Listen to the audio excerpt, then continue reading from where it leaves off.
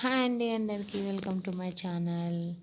ఎలా ఉన్నారండి అందరూ? నేనైతే చాలా బాగున్నాను. సో నేను ఇవాళ స్వర్ణగిరి శ్రీ వెంకటేశ్వర స్వామి దేవస్థానానికి అయితే వచ్చేసానండి.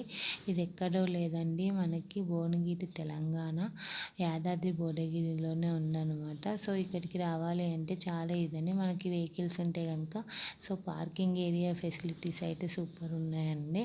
సో లేదు మనం బస్తో వస్తున్నాం అనుకుంటే సికింద్రాబాద్ వాళ్ళు అక్కడ నుంచి భువనగిరి బస్సెస్ కానీ హన్మకొండ వరంగల్ బస్సెస్ ఏది ఎక్కినా సో స్వర్ణగిరికి ఒక స్టాప్ ఉందండి, కండక్టర్కి చెప్తే దింపేస్తారు. సో అక్కడ దిగి అక్కడ నుంచి ఆటో ఉంటుంది. సో ఆటోలో 20 రూపీస్ ఇస్తే మనకి టెంపుల్ దగ్గర దింపేస్తారనమాట. అంటే మనకి ఫెసిలిటీస్ కూడా చాలా బాగున్నాయండి. సో ఎలాంటి కష్టపడకుండా టెంపుల్ దగ్గరికి అయితే వచ్చేసేయచ్చు. సో ఇక్కడ నుంచి మనం టెంపుల్ ఏంటో మొత్తం చూసేద్దామండి. చాలా అంటే చాలా బాగుంది. ఇవి వచ్చేసి స్వామివారి పాదాలని. ఈ పాదాల మీద కాయిన్స్ పెడుతున్నారు. ఎందుకో తెలిస్తే కనుక కమెంట్ బాక్స్లో కమెంట్ చేయండి. చాలామంది వస్తున్నారు, దండం పెట్టుకుంటున్నారు. 2 రూపీస్ 5 రూపీస్ ఏ కాయిన్ అయినా పెడుతున్నారు అనమాట. ఇది వచ్చేసి దశావతారం మెట్లండి. సో ఇక్కడ అన్ని అవతారాలు, వామన అవతారం, రాముడి అవతారం, కల్కి అవతారం అవన్నీ ఇక్కడ ఉన్నాయన్నమాట. నరసింహస్వామి అవతారం.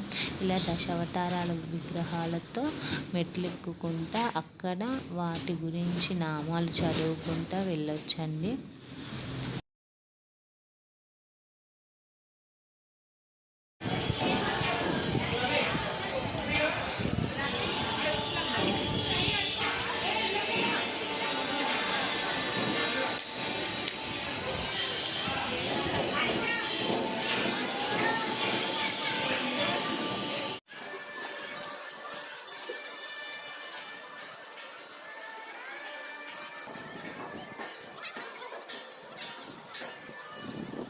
సో మనకి బయట ఉన్నంతసేపు మాత్రం ఫోన్ అలౌడ్ ఉంటుందండి. గర్భగుడిలోకి వెళ్ళేటప్పుడు ఫోన్ నాట్ అలౌడ్ అనమాట.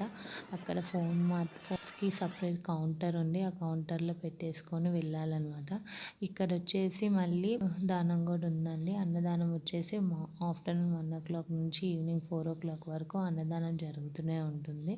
సో నేను అది వీడియో తీయటం కుదరలేదని, ఎందుకంటే ఫోన్స్ అనేవి లాకర్లో పెట్టేసి వెళ్ళాం కదా, అటు సైడు వీడియో తీయటం కుదరలే. సో అక్కడ వెళ్ళి అన్నిటికీ మీకు రూట్ మ్యాప్లు ఉన్నాయండి చెప్పడానికి. అక్కడ దేవస్థానానికి సంబంధించిన మనుషులు కూడా ఉన్నారు. ఎలాంటి ప్రాబ్లం లేదు. కొత్తగా వెళ్ళిన వాళ్ళు కూడా మంచిగా దర్శనం చేసుకొని రావచ్చు అన్నమాట.